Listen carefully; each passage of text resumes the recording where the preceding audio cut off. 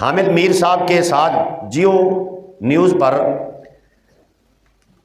ایک خاتون بیٹھی ہوئی ہیں پردہ نشین، اور حامد میر نے اس سے پوچھا کہ طلاق کا طریقہ کیا ہے جو لوگ غصے میں طلاق دیتے ہیں اپنی بیویوں کو، تو وہ پردہ نشین خاتون کہہ رہی ہیں کہ جو لوگ اپنی بیویوں کو غصے میں زبانی طلاق دے دیتے ہیں وہ طلاق واقعی نہیں ہوتی۔ تو جی واقع کیسے ہوتی ہے طلاق، ہو کیسے جاتی ہے؟ کہتے ہیں جب تک کہ اسٹامپ پیپر خرید کے اس پہ طلاق تحریری لکھ کے یونین کونسل میں جمع نہ کرائی جائے اس وقت تک طلاق واقع نہیں ہوگی۔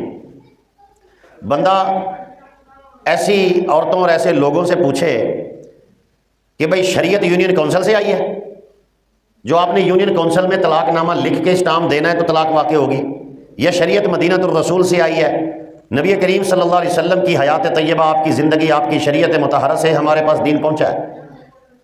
حیران کن بات ہے، غصے میں بھی کہتی ہے طلاق نہیں ہوتی اور زبانی کلامی بھی طلاق نہیں ہوتی۔ اللہ نے طلاق کا اختیار مرد کو دیا ہے، عورت کو نہیں دیا۔ آپ جانتے ہیں اس کی وجہ کیا ہے؟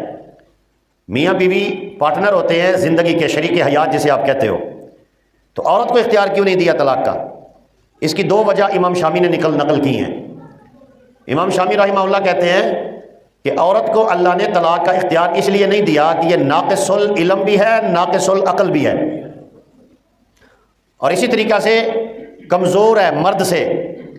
مرد کے مقابلے میں عورت کے اندر ہر چیز کی کمی اور کمزوری ہے، ہمت میں، قوت میں، طاقت میں، صبر میں بھی کمزوری ہے، برداشت میں بھی کمزوری ہے۔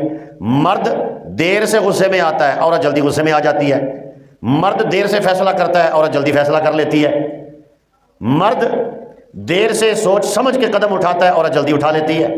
تو اس لیے اللہ تعالیٰ نے طلاق کا اختیار عورت کو نہیں دیا، ہاں خلا کا اختیار دیا ہے۔ شوہر کو راضی کر کے جدا ہونا چاہے تو خلا کا طریقہ ہے۔